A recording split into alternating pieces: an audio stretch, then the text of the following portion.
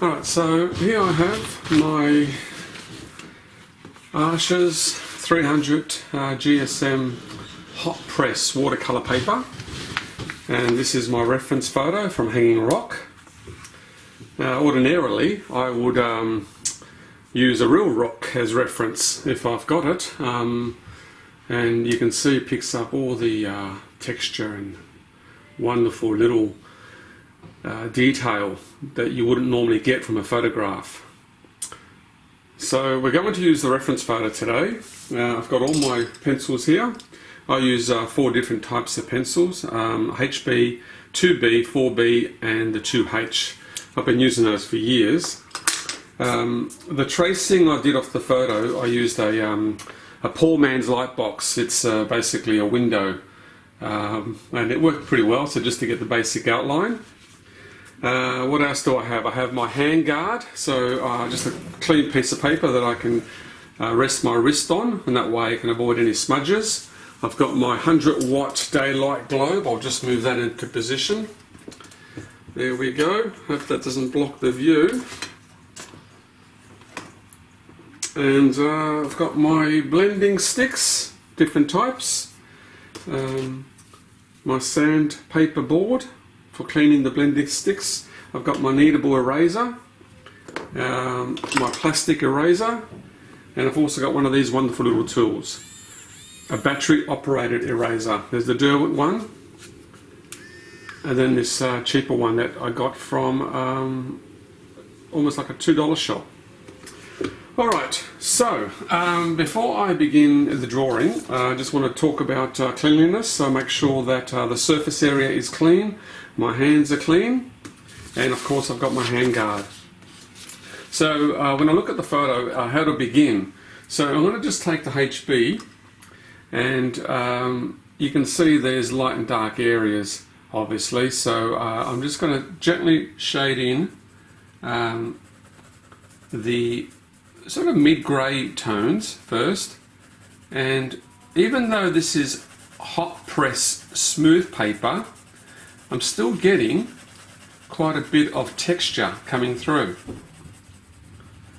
Now I'm holding the pencil like a butter knife, and normally I wouldn't do that, but this is just for the camera, so you don't get my big head in the shot.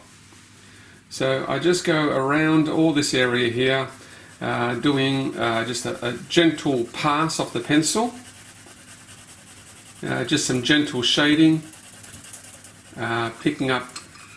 I'm not really worried about getting into darks and lights just yet. I'm just doing an overall flat area. Right, so as you can see, I'm looking at the reference photo, and I'm just going to concentrate on this area here first. And just with a HB pencil, I'm just putting in some tonal values. Just by sliding up and down the paper. And I don't know if you can see this, but even though this is hot press paper, I'm still getting quite a bit of texture coming through, which is great. So just nice and smooth.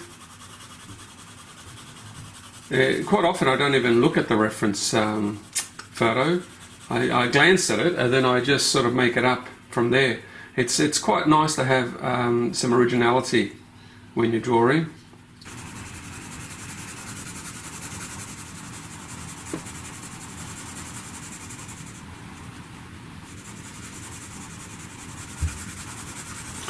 A bit lighter over here.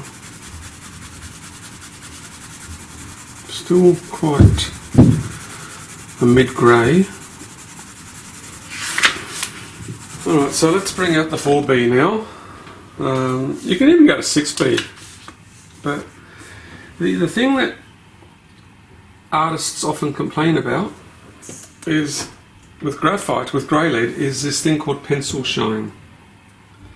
And I've discovered over the years, you don't want to go too hard and too heavy on the paper, because you will get this shiny effect that reflects badly. So Yeah, try to avoid that. That's why I tend to go over the same area again and again, gradually building up the tone. And even here, I don't know if you can see that, it's just a...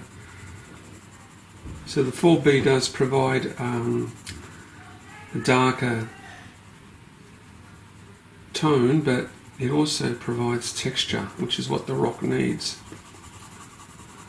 So I'm just going over the same area again as before with the 4B. And this is where it gets dark in here. Just these really dark pockets just behind the rock where the sun doesn't shine. Okay. And I haven't used the blending sticks yet. They're going to come out later. So first I do all my tonal area just with the different pencils. I haven't used the 2H yet. The 2H is, I use it when there's a really flat, smooth area of rock, almost like glass, and you don't want any texture.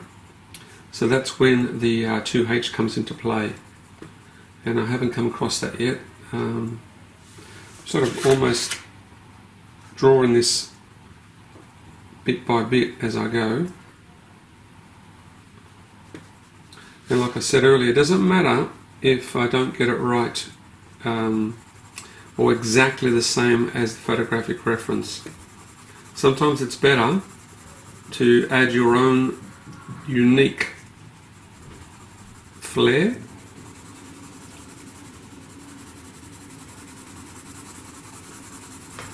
I also use the blending sticks, so I'll just show you how they work. If I'm sure you know, but if there's an area of rock that you think should be smooth, you can go in there with the blending stick, and it smooths it up.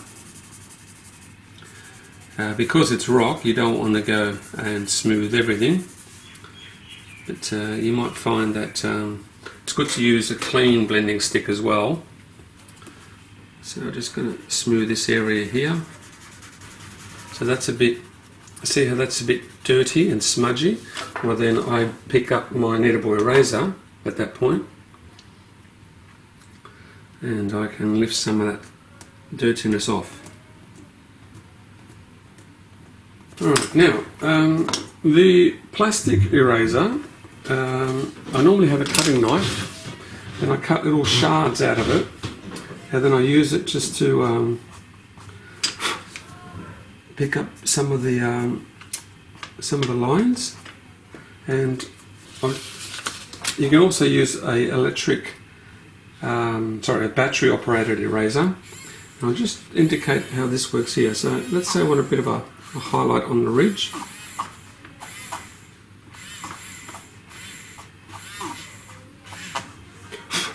You can see how it's already picked up the highlight. This one's a bit broken, this one. Let's try this again. It's like operating.